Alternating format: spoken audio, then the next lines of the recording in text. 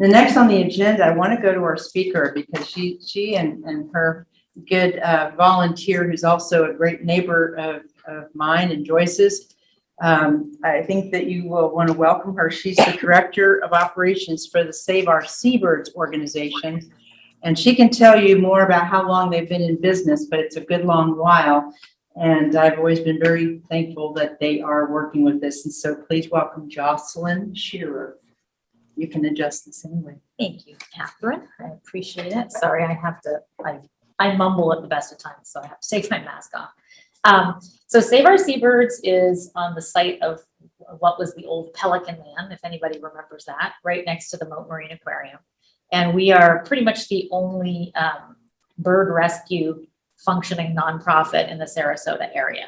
So we serve fully nonprofit, very much volunteer based. I point to your neighbor Dave. And we come out and we pick up birds that are in distress for whatever reason, bring them to our facility, treat them, and then hopefully release them back where they came from.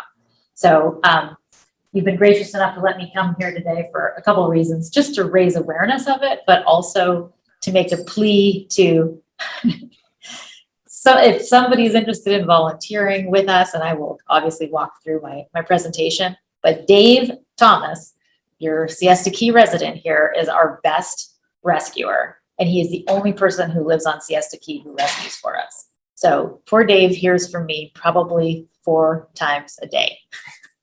And I think he's getting very tired of me. So anyway, so Save Our Seabirds, I'm just gonna quickly walk through for those of you who may be interested, how and why the birds come to us. So if you don't mind, I was just we'll just go to the next screen, go to get the following one.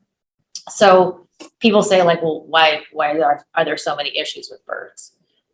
First of all, we have in baby bird season, we have a lot of abandoned babies that get separated from their parents, that can't survive on their own. So we end up going and getting those, and bringing them to our facility to raise them, not as pets, but then to be released into the wild. The next is, and this will become very obvious, the theme that's running through here. Other than the abandoned babies, it's usually people. So there are lots of fishermen, a lot of activity around the boat ramps and wharves and things. And there's a lot of pelicans especially, but other types of birds that get hooked by fishermen's hooks. Or even if they're not directly hooked, they, people will cut line and leave line and lures around, and then the birds will get into it thinking that it's fish, and they'll get hooked and they'll get entangled. And sometimes it's minor, and sometimes it's fairly horrific, as Dave can attest. He's gotten hanging birds out of trees, like hanging from their necks from like hooks and line and things like that. Obviously the officer is off the line now, but we do get a lot of great assistance too from Sarasota County Sheriff's Office and Sarasota PD. There's actually a Marine unit that will sometimes go out and pick up birds for us. Sorry, I have to look at what the next one was. Oh, the other big reason that we get birds in is collisions. Tons of car hits, tons of golf ball hits. That's actually not even mentioned there. A lot of birds hit windows, and there's a lot of boating incidents with birds. So we get, cormorants and anhingas and loons, the diving birds, they'll get run over by motorboats just like the manatees will. Windows, we got windows everywhere. So not much we can do about that. You can put stickers in the windows so that the reflection is interrupted, but that happens all the time. And then cars, there's nothing we can do. There's lots of people and lots of birds. They were here first, so I always say like it's a shame, but at the same time, everybody who calls about a bird is a human, so they have our help. We infringe on them, but we're helping them, and Dave helps them way more often than he probably should. The next thing is domestic animal attacks. I know some of you have called actually Save Our Seabirds. I've gotten calls from Siesta Key Beach about people who let their dogs run up into the nesting areas and things like that. Also, domestic cats are a big deal. Again, people love their pets. I have dogs and cats, so there's no finger pointing, but these are just the things that happen when we're living in this world with all this wildlife around us. sorry, I'm looking at that. Oh, yes. Is it not? Okay, sorry. A big one, and this the community can help with. We get a lot of calls for raptors, owls, hawks, even bald eagles that have eaten poisoned rats. People put out, especially at the condo associations, they put out a lot of rat poison to control the rat populations, as opposed to putting out, the traps.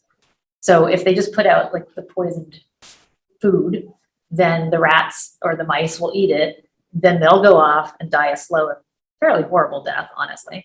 But while they're in the process of doing that, they're easy pickings for owls and hawks. So then they'll eat that. Then we'll get a call that there's a bald eagle on my lawn, literally like with its head down. So that's another cause for getting them in. Next slide is red tide. We don't want to jinx anything with red tide right now. We had a little bit of it. We had a run on some red tide birds. Got quite a few off Siesta Key Beach, but nothing like it was 2 years ago. So we're gonna knock on wood for that one. But it can get pretty bad, and we're the only game in town to take care of those birds. And 2 years ago, our hospital was stuffed full of red tide birds. They do tend to survive if we get them soon enough. We just flush their system with water and just basically supportive care and get the toxins out of them, and then most of them are happily released. So that just explains what we do and why we're here. But like I said, my primary goal is to hopefully just get some community involvement. Everybody is welcome to volunteer at our facility. We're finally open again after 16 months of being closed. And I don't know if Dave, I don't want to put you on the spot to speak, but and I don't really know how the camera stuff is working, but Dave has brought some of the tools of his trade, which are, and I've rescued plenty of birds, but nowhere near as many as Dave, and not with the acrobatics that Dave has. So he has nets, gloves, crates, and if anybody is interested in learning how to do bird rescue, we have a great group of volunteers. And Dave is in great company.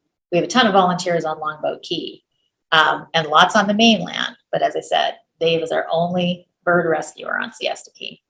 So I don't know if anybody has any questions for me, or. It's not really a question. I just wanted to say, as a teenager, I volunteered for the Pelican. You did? Yes. And that is such a worthy endeavor. Like, I never regretted it. Thank you. Yeah. I wish I could do more of it now, but I travel so much for my job. Yeah. It was a wonderful experience. Yeah. Yeah. I'm glad. I mean, yeah, there's a lot of history there for sure. Jocelyn, if someone wants to volunteer and learn how to do this, how do they do that? They can just, I think you sent out the information on the email. Right. You can just email me. It's also posted on our website. It's on the Siesta Key Association website. And I can leave cards behind as well if anybody wants to reach out and contact me. Thank you for asking. Did you want to show any of your pictures? I don't know. Does anybody want to see a few pictures of the birds that have come in? If you're curious. Yeah, let me just bring it. One thing I think you said that if you don't necessarily want to rescue birds, that you could at least use someone who might be able just to transport birds. Correct. To your Yes. facility. Yes, thank you for reminding me of that. Yes, even just drivers, we're desperate. I mean, we're fully nonprofit, but we have 12 full-time staff, and that's all the time. I mean, so for any given day, we have 6 people, and that's looking after the 125 permanent resident birds that we have on site, as well as the 60 or 70 birds that we have at any given time in the hospital or in transition. So we don't have the coverage to be driving around and moving birds around. So correct, even if there were somebody who just does not even want to touch a bird, we call them bird in a box people. It would help Dave out greatly if he went and got the bird, but all you had to do is like put the crate in your car and bring it to Seabirds. That would be wonderful. I So don't know why you're just, that's not coming up. oh, is it not coming up? I'm not seeing it. We did come have up. a few action shots of Dave. Yeah, and I just had one. I can't minimize. Okay. No. Okay. All right. So why don't I just I get like this that to you? they have to change Zoom every Yeah. 7 days. Well, all of a sudden I said share screen, and I'm picking this one. share. And it should come up. But it's not doing that, huh? We just had photos of, I mean, I just thought it would be fun to see, one of our staff holding a bald eagle so you can appreciate Okay, so the let's enormity try of these birds. Like, they're literally half the size of me. Everything from that down to hummingbirds, which are, one more time. There you go. oh, Can you what see did we that, get? guys? So that's Yeah. that is a, I know. Yes. Really quickly. That's a young great horned owl. He does not look happy, but he's he's being helped. We can just buzz through these. That is a Cooper's hawk who looks like a little baby and swaddling, and he is very angry that we have to hold him that way to give him injections. Oh, there's Dave. Dave, There's Dave. getting the one out of the Yeah, tree. he's getting. Where was that, Dave? That was down on Point Crisp. Point Crisp. Yeah, that was one of the more dramatic rescues Right. that I had. So entangled in line and hanging from the mangroves Yeah. and over water, no Out less. over the water. That island was solid mud. Yeah. But just to add one thing, if you're a volunteer, you don't have to go to that great an extent. No. You could find your own niche for how much you want to get involved. Right. I ended up getting more and more involved. I started out as a bird in the box person and slowly evolved into it. But there's lots of different levels of participation. Right. And I started I do work in the office, but when we're really lean on resources, I will run out. I have run out in high heels and a dress and slugged through the mud and picked up a bird. So if I can do it, anybody can. Oh yeah, there's Dave. Wait, was that with law enforcement or that was just a good Samaritan? No, that was a Good Samaritan neighbor. A lady had been out in a kayak and she found a pelican that was trapped inside the no wake signs, out in the intercoastal. Right, it had fallen down It in had fallen between down the signs. in It was between the trapped. signs. Yeah. And couldn't fly back out. It had stuck there for some time. Yeah, starving. So she reported it, and then we found a next door neighbor who was willing to get his boat. I got a ladder and we went out into the intercoastal. Unfortunately, it wasn't too deep, but I put the ladder up against the sign, crawled up, stuck the pole of my net in, and managed to push the bird up high enough so that it could fly out the top. And it was actually so we subsequently captured it and brought it into the hospital for rehabilitation. Yeah. But it was stuck in there. Wow. Couldn't get out. Yeah, it would have starved to It death. was too narrow for it to walk out and too narrow a space for it to fly out. Yeah, that's one of the few examples of where that bird got itself into its own trouble. Yes. But with a man-made sign, of course. Yeah, well, it was a nest that it had landed on that it collapsed, that it Right. fell down in between the signs. Right. It stopped. And then that's Sarasota PD. That's, as I said, they have 2 Marine Patrol Yeah. officers. He was taking me out to get a white pelican that had been reported in the mangroves, down in an area where there wasn't any roadway access.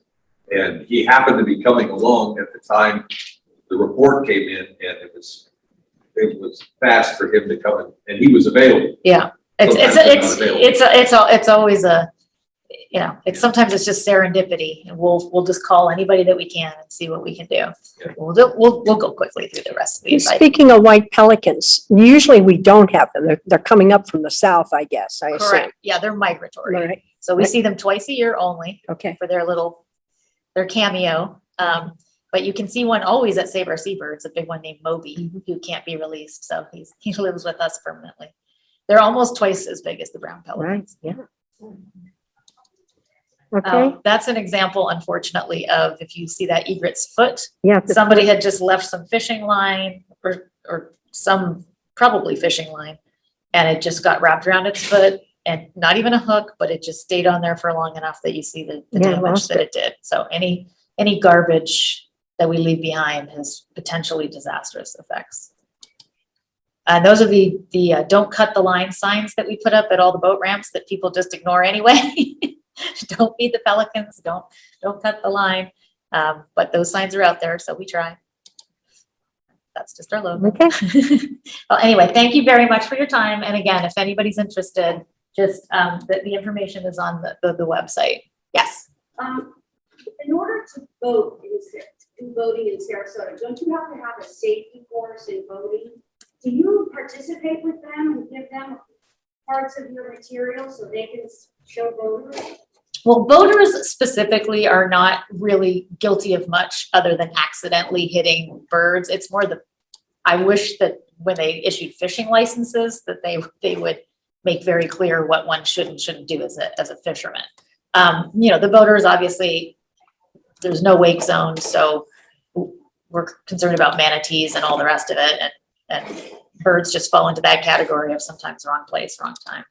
But it's a great thought. The fishing, yes, for sure, yeah. Okay. Some of those graphic pictures of them being tied up. Yeah, I would hope, yes. All right, well, I've gone over my time, so thank you very much for your Thank you. attention, and I really appreciate it. Thank you. Thank you so